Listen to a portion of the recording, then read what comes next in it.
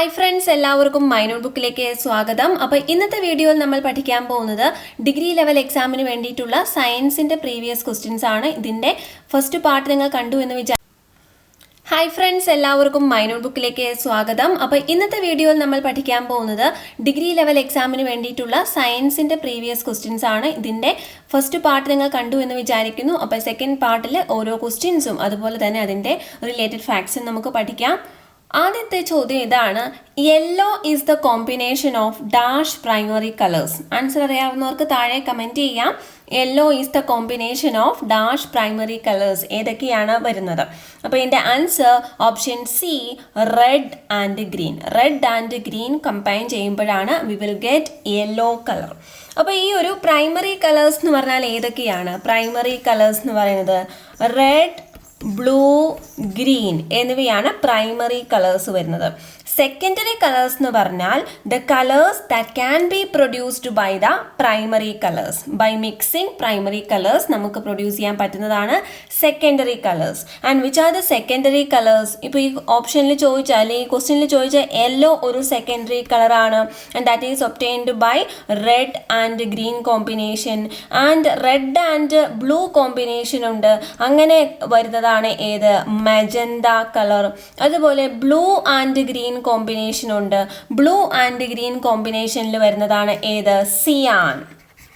Okay, so the secondary colours are yellow, magenta and cyan. ഇനി അടുത്ത ചോദ്യം. ഇപ്പോൾ ഈ ഒരു കോമ്പിനേഷനൊക്കെ ഇവിടെ കൊടുത്തിട്ടുണ്ട്. മൂന്നും കൂടി അപ്രോപ്രിയേറ്റ് ആയിട്ടുള്ള പ്രൊപ്പോർഷനിൽ ചേരുമ്പോൾ എന്ത് കളർ കിട്ടുകയും ചെയ്യും? വൈറ്റ് കളർ കിട്ടും. അടുത്ത ചോദ്യം: diverging lens producers dash type of images. Diverging lens producers dash type of images. ഏതാണ് ഡൈവേർജിംഗ് ലെൻസ് ആക്ച്വലി? അപ്പോൾ ഇതിൻ്റെ option small virtual image, big real image, small real image, big virtual image എന്നുണ്ട്. ഇതിൻ്റെ answer small virtual image എന്നാണ്. Small virtual image ആണ്. അപ്പോൾ ഈ virtual image വരുന്നത് ഏതിലാണ്? കോൺകേവ് ലെൻസിലാണ് കേട്ടോ. ഈ ഒരു ഡൈവേർജിംഗ് ലെൻസ് എന്ന് പറഞ്ഞ ഏതാണ്? കോൺകേവ് ലെൻസ് ആണ്. അപ്പോൾ നമ്മുടെ ലെൻസും മിററും തമ്മിൽ കുറച്ച് വേരിയേഷൻസ് വരുന്നുണ്ട്. അപ്പോൾ ഓർത്ത് വയ്ക്കണം, ഡൈവേർജിംഗ് ലെൻസ് കോൺകേവ് ആണെങ്കിൽ ഡൈവേർജിംഗ് മിറർ എന്ന് പറഞ്ഞാൽ ഏതായിരിക്കും? കോൺവെക്സ് ആയിരിക്കും. അത് പ്രത്യേകം ഓർത്തുകൊള്ളുക. അപ്പോൾ ഇവിടെ diverging lens, concave lens. So concave ലെൻസിൻ്റെ പ്രത്യേകത എന്താണ്? Image formed will be virtual and small and erect ആയിരിക്കും. ഓക്കെ, ആൻഡ് ദെൻ കോൺവെക്സ് ആണെങ്കിൽ എന്തായിരിക്കും? അപ്പോൾ റിയൽ ആയിരിക്കും. വെർച്വൽ ഇമേജ് അല്ല, റിയൽ ആയിരിക്കും. ഇറക്റ്റ് ആയിരിക്കില്ല. എന്തായിരിക്കും? ഇൻവേർട്ടഡ് ആയിരിക്കും. തലവ് തിരിഞ്ഞിരിക്കുന്നതായിരിക്കും ഏതിന് വരുന്നത്? കോൺവെക്സ് ലെൻസിന് വരുന്നത്. അതുപോലെ റിയൽ ആയിരിക്കും. ഓക്കെ, ഇനി ഈ ഒരു ലെൻസിൻ്റെ പോർഷനിൽ നിന്നും ചോദിക്കാറുള്ള മറ്റൊരു ക്വസ്റ്റ്യൻ ആണ് power of the lens is measured in. Power of the lens is measured in which unit? Dioptre എന്നാണ്. Dioptre. Okay, then convex lens, real and inverted, concave, virtual and erect. The lens in the human eye, ഏത് lens ആണ് നമ്മുടെ ഐയിലുള്ളത്? നമ്മുടെ കണ്ണിലുള്ള lens ഏതാണ്?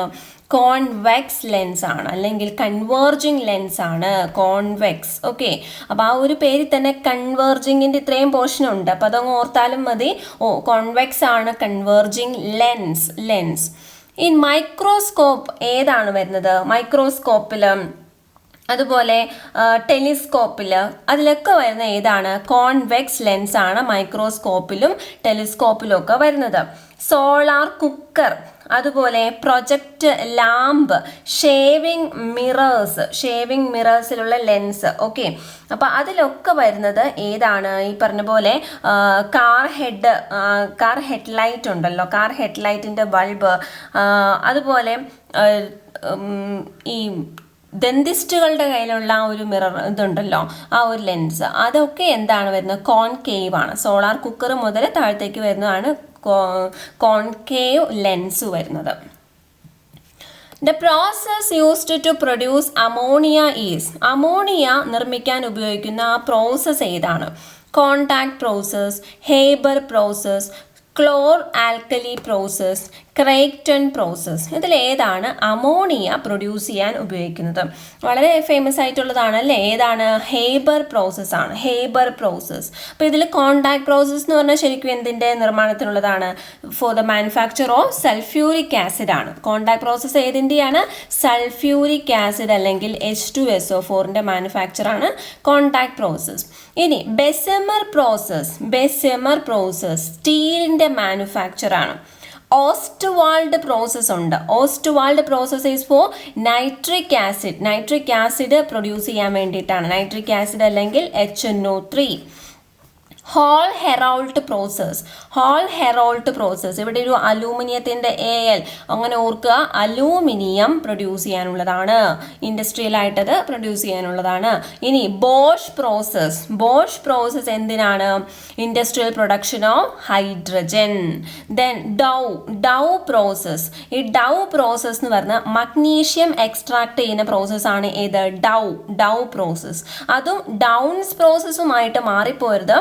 Downs process എന്ന് പറയുന്നത് it is for extracting sodium. അപ്പോൾ ഇത് പ്രധാനപ്പെട്ട കുറച്ച് പ്രോസസ്സുകളാണ്, പേര് ഓർത്ത് വെക്കുക. The non-metal which exists in liquid state at a room temperature is. The non-metal which exists in liquid state at a room temperature. ഏതാണ് വരുന്നത്? Mercury, sodium, potassium, bromine. ഇവിടെ പറഞ്ഞിരിക്കുന്നത് നോൺ മെറ്റൽ എന്നാണ് കേട്ടോ. അപ്പോൾ അത് എപ്പോഴും ശ്രദ്ധിക്കേണ്ടതാണ്.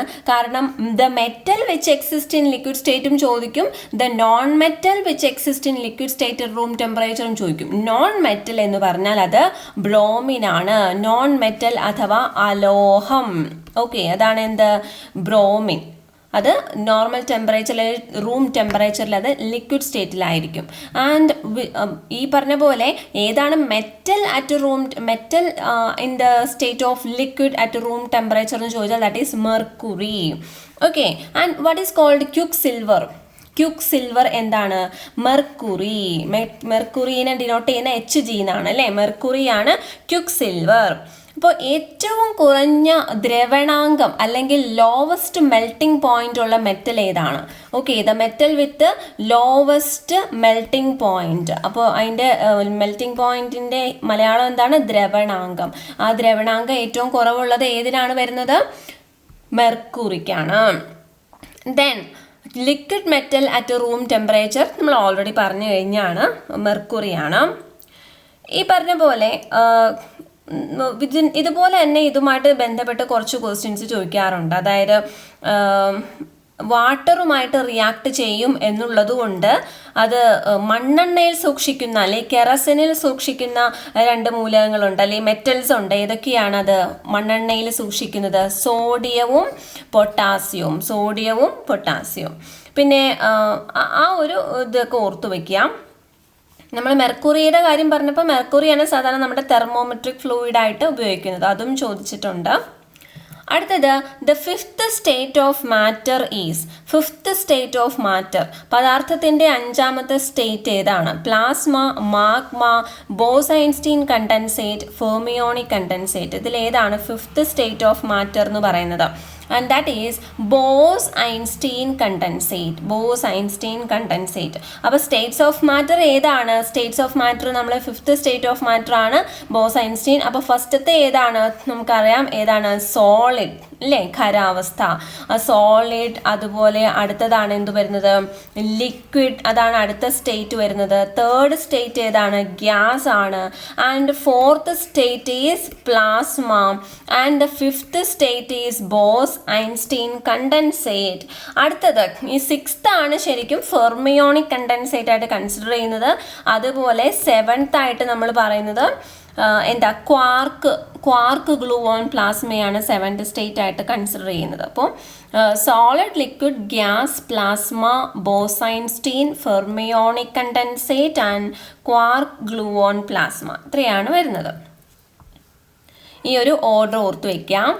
പിന്നെ ഈ ഒരു ബോസ്-ഐൻസ്റ്റീൻ കണ്ടൻസേറ്റ് ഫിഫ്ത്ത് ആണ്. അതുപോലെ സീറോത്ത് സ്റ്റേറ്റ് ഏതാണെന്നും ചോദിക്കാം. Which is the zeroth state of matter? ഏതാണ്? ഈ ഫിഫ്ത്ത് തന്നെയാണ് Bose Einstein condensate. Which is not as essential constituent of all atom. അത്ര എസെൻഷ്യൽ അല്ലാത്ത ഒരു കോൺസ്റ്റുവൻ്റ് ഈ കൂട്ടത്തിൽ ഏതാണ് എല്ലാ ആറ്റത്തിനും വേണം എന്നില്ലാത്തത്? Electron, proton, neutron, positron. അപ്പോൾ ഇതിൽ ഏതായിരിക്കും നോർമലി നമ്മൾ പറയുമ്പോഴും ഏതാണ്? പോസിട്രോൺ ആണ് വരുന്നത് അല്ലേ? പോസിട്രോൺ ആണ് ഇവിടെ ആൻസർ ആയിട്ട് വരുന്നത്.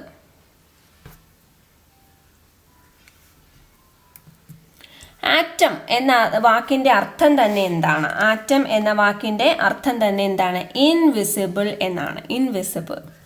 The distance of stars from Earth is expressed generally in terms of. എർത്തിൽ നിന്നും നക്ഷത്രങ്ങളിലേക്ക് അല്ലെങ്കിൽ സ്റ്റാറിലേക്കുള്ള ആ ദൂരം പറയുന്നത് എന്തിൻ്റെ ടേംസിലാണ്? ഓക്കെ, അതെന്തിൻ്റെ ടേംസിലാണ് പറയുന്നത്? ലൈറ്റ് ഇയർ ആണ് കേട്ടോ. ഇവിടെ രണ്ട് കൺഫ്യൂഷൻ വരാനുള്ള ആസ്ട്രോണമിക്കൽ യൂണിറ്റും അതുപോലെ ലൈറ്റ് ഇയറും രണ്ടും മാറിപ്പോരുത്. ലൈറ്റ് ഇയറിലാണ് എന്ത് പറയുന്നത്? ഡിസ്റ്റൻസ് സൺ ആൻഡ് എർത്ത്, സൂര്യനും ഭൂമിയും തമ്മിലുള്ള അകലം, അത് മെഷർ ചെയ്യുന്നത് ഏതാണ്? ആസ്ട്രോണമിക്കൽ യൂണിറ്റ് ആണ്. ഒരു ആസ്ട്രോണമിക്കൽ യൂണിറ്റ് ആണ് സണ്ണും ഭൂമിയും തമ്മിലുള്ള ഡിസ്റ്റൻസ് എന്ന് പറയുന്നത്. ഇനി എന്താണ് ഈ ലൈറ്റ് ഇയർ എന്ന് വെച്ചാൽ? 1 ലൈറ്റ് ഇയർ എന്ന് വെച്ചാൽ ഒരു വർഷം കൊണ്ട് ലൈറ്റ് എത്ര ദൂരം ട്രാവൽ ചെയ്യും, ആ ഡിസ്റ്റൻസ് ആണ് എന്ത്? ലൈറ്റ് ഇയർ എന്ന് പറയുന്നത്. So it is A measure of എന്താണ്? ഡിസ്റ്റൻസ് ആണ്. അപ്പോൾ അതും ചോദിച്ചിട്ടുണ്ട് ക്വസ്റ്റ്യൻ. പിന്നെ ഡിസ്റ്റൻസ് ഓഫ് സ്റ്റാർസ് സാധാരണ ലൈറ്റ് ഇയറിൽ പറയും. അത് സൺ ഒരു സ്റ്റാർ ആണെങ്കിലും സണ്ണും ഭൂമിയും തമ്മിലുള്ള അല്ലെ എർത്തും തമ്മിലുള്ളത് നമ്മൾ എന്തെന്ന് പറയും? ആസ്ട്രോണമിക്കൽ യൂണിറ്റിലാണ് പറയുക.